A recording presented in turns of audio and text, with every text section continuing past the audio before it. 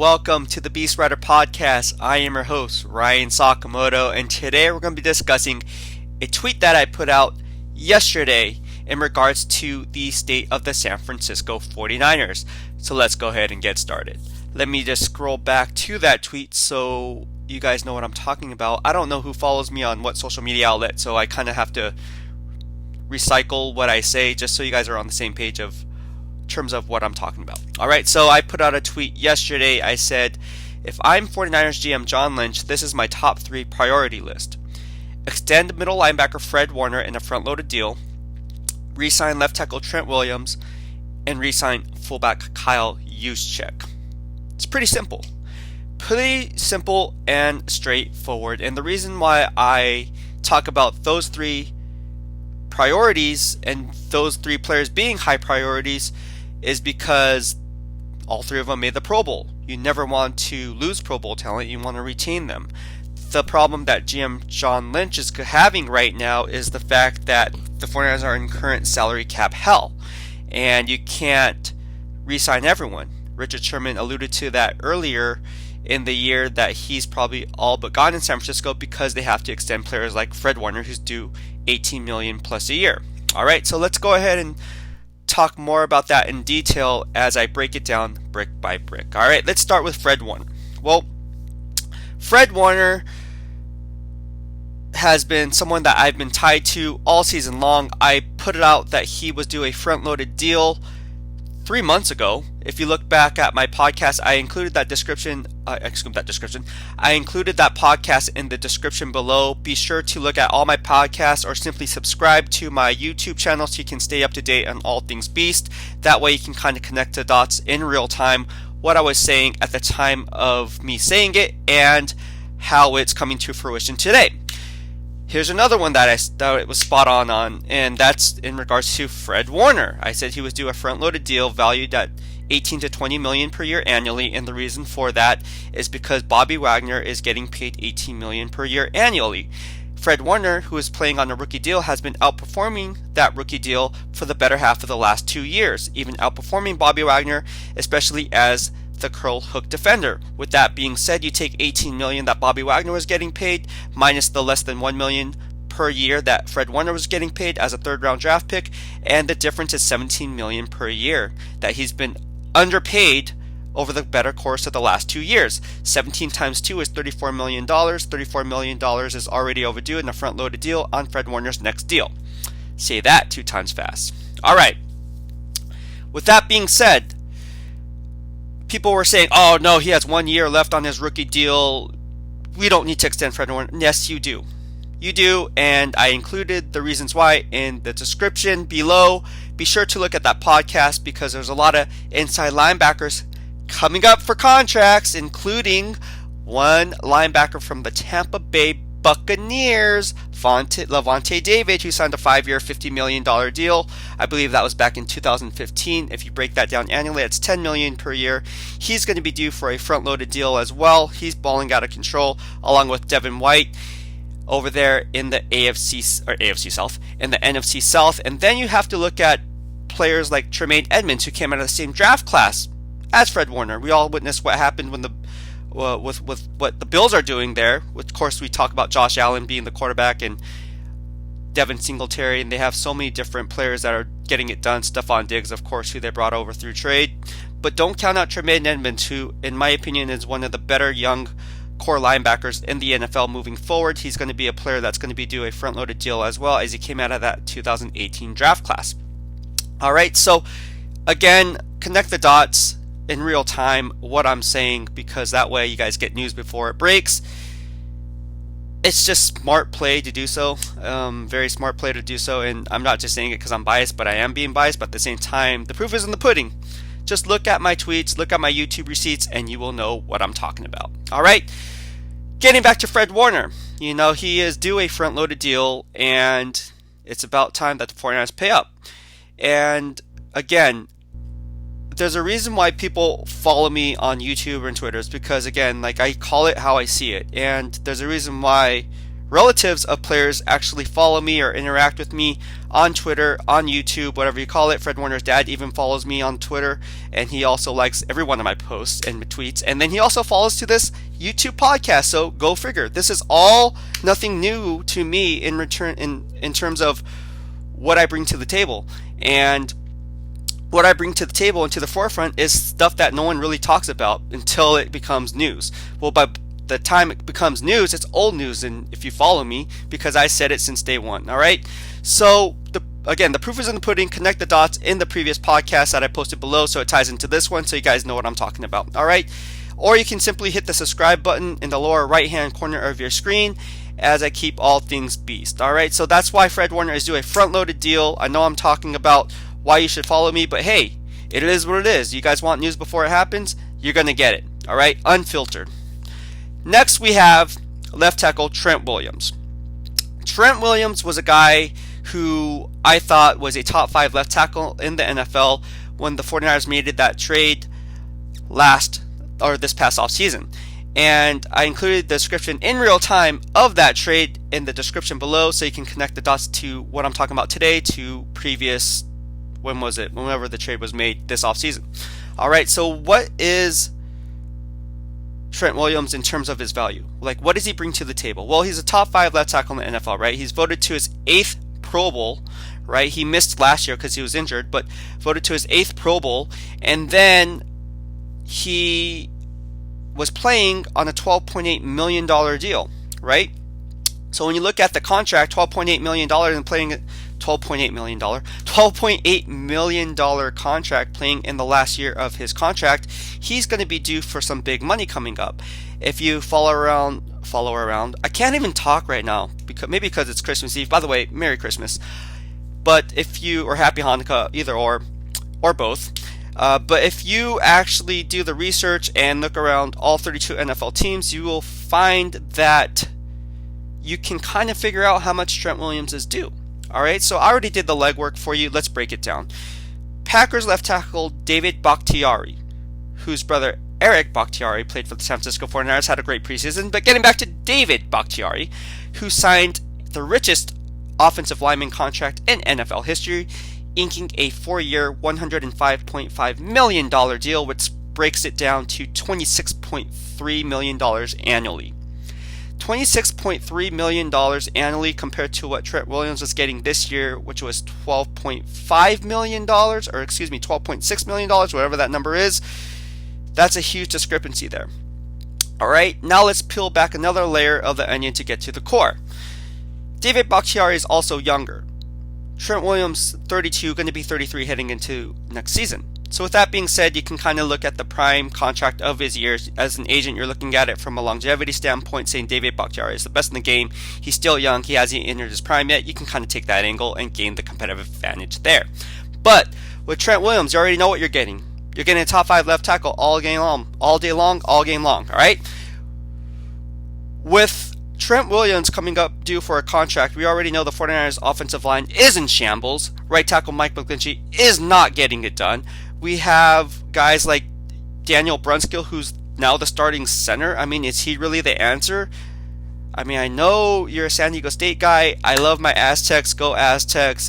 Brunskill, I'm rooting for you, but can you get it done consistently? I don't know, bro. Like, I'm just being honest. I'm not saying you can't, but I'm just kind of iffy on that one. And I think a lot of 49er fans are iffy on the offensive line as a unit. All right? So it's not throwing shade at Daniel Brunskill or anyone else. It's just, it is what it is, all right? But left tackle Trent Williams is your bread and butter. He's the cream of the crop at the position. You need to re-sign him long term. I just talked about David Bakhtiari and how he got the richest contract in NFL history for an offensive lineman.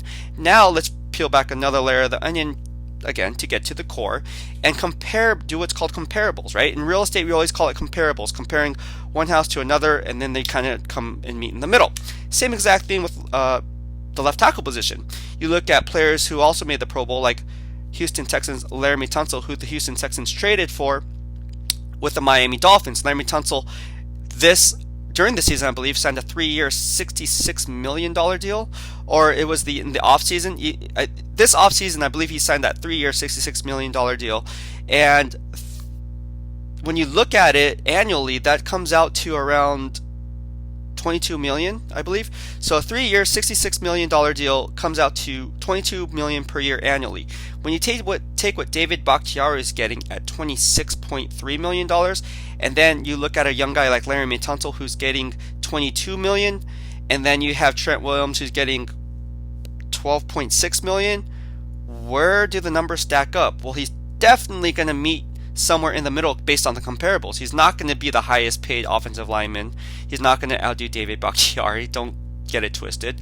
But then again, he's also right there with Laremy Tunsil in terms of the amount of money that he's going to command on the open market, right? So what's fair? For me, if I'm GM John Lynch, I am going to give him a 2 to 3 year deal valued at $20 million annually. I think that's fair, and the reason I say that's fair is because, again, Trent Williams is going to be at the ripe age of 33. And in the NFL, that's old. I mean, I'm 37, but he's 33, right? So in terms of football age, that's old. It's kind of like dog years, right? Same exact scenario, all right? So with that being said, you have Laremy Tunsil, Trent Williams, and David Bakhtiari all getting new contracts, and you kind of use the comparables and kind of figure out what exactly Trent Williams is worth. And if you're doing the math, and I'm John Lynch, I'm not going to give him a 3, 4, 5 year $1 million deal because, again, his age will dictate that. He's 33 years old. When you look at future behavior, you want to look at past behavior to predict the future behavior. And with that being said, you want to look at it from a GM standpoint and a financial standpoint. I'm sure Parag Marathe is looking at it and saying, hey, all right, so we're going to give you, we know your worth, Trent. We know you can bring us a Super Bowl and our quest for 6, but you're going to be 33. I mean, I think the perfect scenario would be we'll give you $20 million per year annually, but it's going to be only a 2-3 year contract. And by the time he's done with this contract, he'll be the age of 35. How many offensive linemen in the NFL play at that elite level, valued at $20 million per year annually, and are 36 years old? I'll wait. You get what I'm saying? It doesn't happen very often. So that's why you want to ink Trent Williams to a 2 to 3 year deal valued at $20 million annually. All right? He's worth it. I think the 49ers know he's worth it. Kyle Shanahan definitely knows he's worth it. So pay the man. All right? Pay Silverback.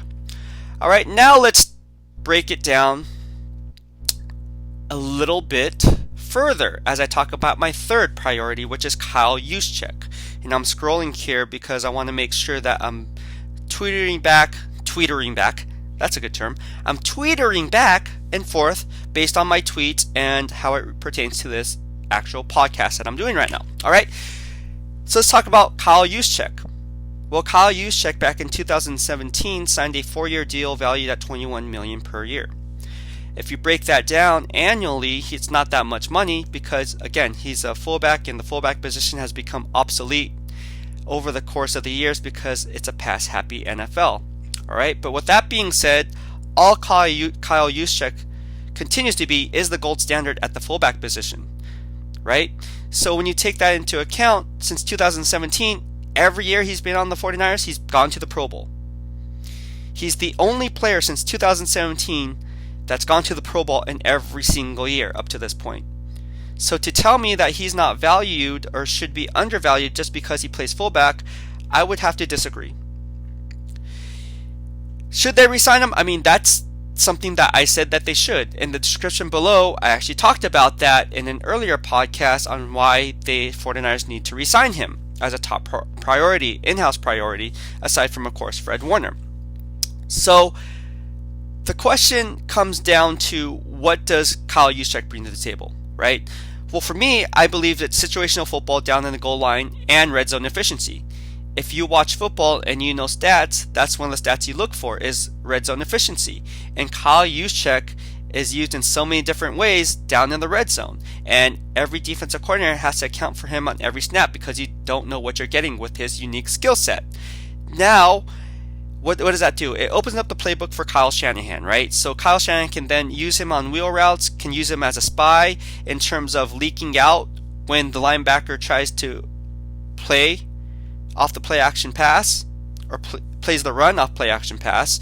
So there's a lot of different things you can use Kyle Juszczyk in a variety of different ways that really benefit the offense moving forward. And what people don't understand is when you're game planning for a player or for a specific team, week in and week out, you have to game plan and account for Kyle Juszczyk, even though he may only get 1 or 2 targets. And the reason why is because you never know if Kyle Shanahan's going to make him a focal point of the game plan or not a focal point of the game plan. But every defensive coordinator has to take time out of his schedule to kind of account for that possibility.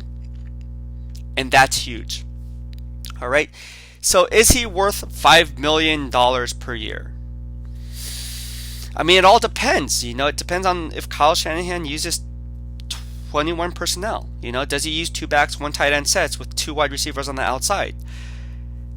Brandon Ayuk and Deebo Samuel. If you look at it logically, George Kittle plays more like a wide receiver, obviously, because he's catching the ball. He's a great run blocker, but when he's on the field, you want him to catch the ball. So basically, that's a 3 wide receiver set anyways, depends on where he lines up. So with that being said, I believe he's worth it. But again, it depends on how much snaps or how many snaps Kyle Juszczyk plays. And it all comes down to that. If you're not getting the snap count, you're not going to be worth the money. Just plain and simple. And I look at it dating back to the Bill Walsh days of the 80s. They had Roger Craig and Tom Rathman. Well, who got the majority of the recognition? That was Roger Craig. Got 2 1,000-yard seasons, both receiving and rushing in the same season, and we all know what happened there. But who was the guy who opened up and blew up those holes for Roger Craig? It was Tom Rathman, who, by the way, was a great receiving threat coming out of the backfield in that West Coast offense. I believe he had 73 receptions in 1 year. So I think Kyle Juszczyk could be that guy. It all depends, again, on Kyle Shanahan using him to be that guy, because we all know what he can do. I think he's a modern-day Tom Rathman. They both wear the number 44. There's a lot of similarities to their game, and if Kyle Juszczyk gets the opportunity, he's going to capitalize on it. He's a reliable lead blocker. He blows up holes for the running back. He's a dual threat coming out of the flats. Given the opportunity, I believe Kyle Juszczyk can get anywhere from 50 to 60 catches a year and possibly even 500 to 600 yards per season. That's worth $5 million per year if you ask me. But then again, how often is Kyle Shanahan going to use him? That remains to be seen. All right. But with that being said, it goes back to, every defense coordinator has to account for Kyle Juszczyk, simply even if it's a decoy, because you don't know what he's getting. We all witnessed what happened in the Super Bowl. I'm not talking about the loss. It stings. But I'm talking about the positives here. Who I said was going to be the 49ers Super Bowl MVP. That was my dark horse MVP. I said it on ESPN Radio from Radio Row that Kyle Juszczyk would be the Super Bowl MVP of that game. And what did he do?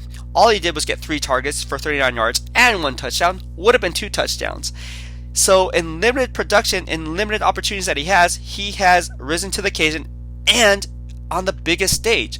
So Kyle Juszczyk, to me, give me juice all day. I will be a better man for it, and you will be a better team for it if you just listen to my analysis on why the team needs to keep Kyle Juszczyk in the fold. Aside from all that, let's look at it from a COVID-19 presence. COVID-19 has hampered all 32 NFL teams in terms of how they prepare for a game week in and week out. There's a lot of distractions, but more mental than physical, in my opinion. If you have a guy like Kyle Juszczyk in your locker room who creates the standard of professionalism that you would expect from an NFL player, that does wonders to the team as a whole. That's why I think Kyle Juszczyk is more valuable and does the little things that make a team a Super Bowl contender. Well, that'll be it for today. I hope you liked what I had to offer. If you do, please subscribe to my YouTube button in the lower right hand corner of your screen as I keep all things Beast. Thank you for tuning in. Have a good night. BEASTwriter out.